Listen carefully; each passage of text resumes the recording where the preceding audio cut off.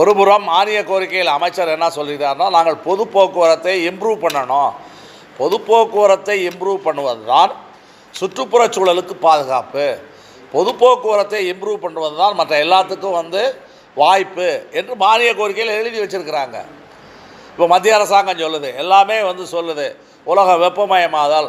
அதனால் உலக வெப்பமயமாதலில் இது ஒரு நடவடிக்கை. இப்போ வேர்ல்டு பேங்க்லாம் ஒப்பந்தம் போட்டிருக்கிறாங்க பொது போக்குவரத்தை அதிகப்படுத்துறது அப்படின்னு ஒரு பக்கம் எழுதி வைத்து கொண்டு, இன்னொரு பக்கம் பொது போக்குவரத்தில் இவ்வளவு பஸ்ஸுக்கு மேலே ஓட்டாதன்னு ஒரு அரசாணை வெளியிட்டிருக்குது. அது எவ்வளோ முட்டாள்தனமான அரசாணை! நடைமுறைக்கும் இவர்கள் பேசுவதற்கு எந்த சம்பந்தமும் இல்லை. இப்போ ஏடிஎம்கே ஆட்சி காலத்தில் போடப்பட்ட நடைமுறைக்கு ஒவ்வாத இந்த அரசாணையை இந்த அரசாங்கம் தூக்கி பிடிச்சிக்கிட்டு இருக்கு. அதிமுக ஆட்சி செய்கிறதெல்லாம் தப்புன்னு பேசக்கூடிய திராவிட முன்னேற்ற கழக அரசாங்கம் நடைமுறைக்கு ஒவ்வாத போக்குவரத்து கழகங்களை சீர்குலைக்கக்கூடிய அடிப்படையில் அதிமுக ஆட்சியில் போடப்பட்ட அந்த 8 அரசாணைகளை தூக்கி பிடிச்சிக்கிட்டு பஸ் எண்ணிக்கை கூட்டப்படலை. நீங்கள் இப்போ எஸ்சிடிசியில் ஸ்பெஷலுக்காக கான்ட்ராக்ட் அடிப்படையில் பேருந்துகளை எடுக்கிறதுன்னு டெண்டர் வெளியிட்டிருக்கிறாங்க. இப்போ டெண்டர் வெளியிட்டால் காரணம் என்னென்னா பேருந்து எண்ணிக்கை குறைஞ்சி போச்சு. எஸ்சிடிசிலையும் குறைஞ்சிருக்குது. ஓடிக்கிட்டு இருந்த பேருந்துகளுடைய எண்ணிக்கை குறைஞ்சி போச்சு. புதிய பேருந்துகள் வாங்கப்படவில்லை. இப்போ அமைச்சர் இந்த தடவை பட்டியல் போட்டிருக்கிறாரு. அவர் எப்போ சொல்கிறார், என்ன சொல்கிறாருன்னா, இந்த அறிக்கையில் 2006 முதல் 2011 வரை கலைஞர் ஆட்சியில் 14,000 பேருந்துகள் வாங்கப்பட்டது. அது 2006லிருந்து 2011 வரைக்கும் கலைஞர் ஆட்சியில் 14,000 பேருந்துகள் வாங்கப்பட்டது. ஆனால் 2011லிருந்து 2021 வரைக்கும் அதிமுக ஆட்சியில் 10,000 பஸ் தான் வாங்கியிருக்கிறாங்க. நாங்கள் 5 வருடத்தில் 14,000 பஸ் வாங்கினோம். இவங்க 10 வருடத்தில் வாங்கினது 10,000 பஸ் தான்னு சொல்கிறாரு. இப்போ இவங்க இந்த 5 வருஷத்தில் எவ்வளோ பஸ் வாங்கியிருக்காங்க? கலைஞர் 7,000 பஸ் வாங்கினார். அதிமுகவில் 7,000 வாங்கலை. அவங்க ஆவரேஜ் போட்டால் 5,000 பஸ் வருது. இப்போ திமுக ஆட்சி 5,000 முடிய போகுது. திமுக ஆட்சி இதுவரைக்கும் எவ்வளோ பஸ் வாங்கியிருக்குது? 3,500 பஸ் தான் வாங்கியிருக்கு. 3,500 பஸ் தான் இவங்க இதுவரைக்கும் வாங்கியிருக்கிறாங்க.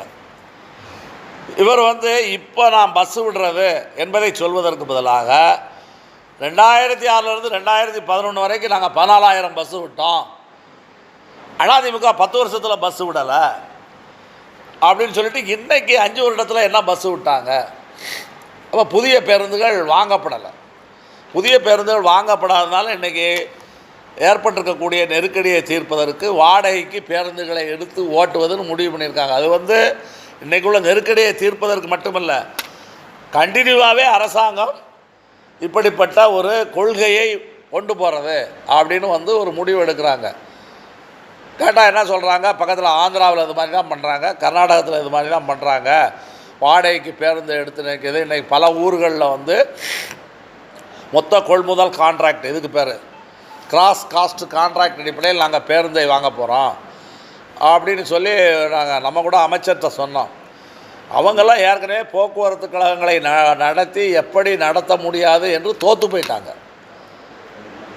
இப்படியெல்லாம் அவன் பஸ்ஸை கிராஸ் காஸ்ட் கான்ட்ராக்டுக்கு 10 வருஷத்துக்கு முன்னாடியே எடுத்துட்டான். 10 வருஷத்துக்கு முன்னாடி எடுத்ததுனால தான் ஆந்திரா போக்குவரத்து கழகம் சீர்குலைவுக்கு உள்ளாச்சு. 10 வருஷத்துக்கு முன்னாடியே இப்படி வேலைக்கு போனாலும் தான் பல மாநில போக்குவரத்து கழகங்கள் சீர்குலைவுக்கு உள்ளாச்சு. அது போக்குவரத்து கழகங்கள் சீர்குலைவுக்கு உள்ளான இந்த கிராஸ் காஸ்ட் கான்ட்ராக்டை இப்போ இங்கே அறிமுகப்படுத்துகிறாங்க. அப்படின்னா என்ன? இன்னொரு 5 வருஷம் கழித்து நம்ம போக்குவரத்து கழகங்களை சீரழிப்பதற்கான ஏற்பாடு. அதில் இதை நம்ம தெளிவாக தொழிலாளிகள் மத்தியிலும் சொல்ல வேண்டியிருக்குது, தெளிவாக அரசாங்கத்துக்கும் புரிய வைக்க வேண்டிய கட்டாயம் இருக்குது. ஒரு பக்கம் நம்முடைய கோரிக்கைகளுக்காக போராடுவதே, மறுபுறத்தில் இந்த போக்குவரத்து கழகங்களை பாதுகாக்கிறதுக்கு இப்போ என்ன விஷயம், கான்ட்ராக்ட் அடிப்படையில் தொழிலாளி நியமனம்ன்ட்டு மொத்த காலி பணியிடங்கள் 25,000 இருக்குது. அமைச்சர் இப்போ வரைக்கும் என்ன சொல்லிக்கிட்டு இருக்காரு, காலி பணியிடங்களை பூர்த்தி செய்யுங்க அப்படின்னு நம்ம சொல்லும் பொழுது இவங்க சொல்கிறது என்னென்னா, இந்த எஸ்சிடிசிக்கு எடுத்த 650 பேர் என்ன சொல்லிக்கிட்டே இருக்கிறார். மொத்த காலி பணியிடம் எவ்வளவு? 25,000. எடுத்தது 650. இப்போ ஒரு 2,800 பேருக்கு எடுக்கிறதுக்கான அரசாணை வெளியிடப்பட்டிருக்குது. அதுக்கான ஏற்பாடுகள் நடந்துக்கிட்டு இருக்குன்னு வச்சுக்கோங்க. ஆனால் மொத்தத்தில் ஒரு 3,000 பேர் கூட எடுக்கப்படலை. 25,000 காலி பணியிடங்கள் இருக்குது. அதுக்கு பதிலாக கான்ட்ராக்ட் சிஸ்டத்தை புகுத்துவது. இப்போ எம்டிசியில் 1000 தொழிலாளி கான்ட்ராக்டுக்கு எடுத்திருக்காங்க. இப்போ பல கார்பரேஷனில் கான்ட்ராக்டுக்கு தொழிலாளிகளை எடுப்பதற்கு டெண்டர் விடுறாங்க. அதனால் அரசாங்கம் ஒரு கான்ட்ராக்ட் சிஸ்டம் முறைக்கு போகுது. நீங்கள் கான்ட்ராக்ட் சிஸ்டம் முறை என்பது இன்றைக்கி இருக்கக்கூடிய நிரந்தர தொழிலாளிகளுக்கு நமக்கு என்ன இருக்குது அப்படின்னு நினச்சா அதை மாதிரி தப்பான விஷயம் எதுவும் கிடையாது. நீங்கள் கான்ட்ராக்ட் சிஸ்டம்ங்கிறது இப்போ நம்ம சாதாரணமாக என்ன சொல்கிறோம்னா, இந்தியாவில் சட்டமெல்லாம் நிறைவேற்றி வைத்திருக்கிறார்கள். தீண்டாமை கொடுமை, தீண்டாமை என்பது சட்டவிரோதம் அப்படின்னு சட்டம். இப்போ தீண்டாமையில் என்ன நடக்குது? தீண்டாமை கொடுமை என்று எதை சொல்லுகிறோம்? ஒரே ஊரில் குடியிருப்பான், ஆனால் நீ இந்த பக்கம் வரக்கூடாது. உனக்கு ஒரு நீதி, அவனுக்கு ஒரு நீதி. சாப்பிட்ற இடத்துல கூட நீ என்னோட உட்காந்து சாப்பிடக்கூடாது. இப்படி தீண்டாமை கொடுமைகளை பண்ணி. ஒப்பந்த தொழிலாளி முறை என்ன? ஒப்பந்த தொழிலாளி இப்போ நீங்கள் டகடகன்னு போய் ஹெட் ஆஃபீஸில் போய் சீட்டுக்கெல்லாம் போவிய, எந்த ஒப்பந்த தொழிலாளியாக போக முடியுமா? கேட்டால் என்ன, நீ எதுக்கு இங்கே வந்த? நீ நுழையக்கூடாத இடம் அப்படின்னு சொல்லுவான். அதானே சொல்லுவான். பல இடங்களில் ஒப்பந்த தொழிலாளர் முறை இருக்கக்கூடிய பல ஃபேக்ட்ரியில் என்னென்னா, நிரந்தர தொழிலாளி சாப்பிட்றதுக்கு ஒரு இடம், ஒப்பந்த தொழிலாளி சாப்பிட்றதுக்கு ஒரு இடம். நிரந்தர தொழிலாளிக்கு தனி சாப்பாடு, ஒப்பந்த தொழிலாளிக்கு தனி சாப்பாடு. கிட்டத்தட்ட தொழிலாளர்களில் ஒரு நவீன தீண்டாமை முறையை கடைப்பிடிப்பது தாங்க ஒப்பந்த முறை. இவன் பூரா தீண்டாமையை பற்றி நீங்கள் இடஒதுக்கீடு மட்டும் பிரச்சனை இல்லை, எல்லாருக்கும் சமமான வாய்ப்பு கொடுக்கணும்ல.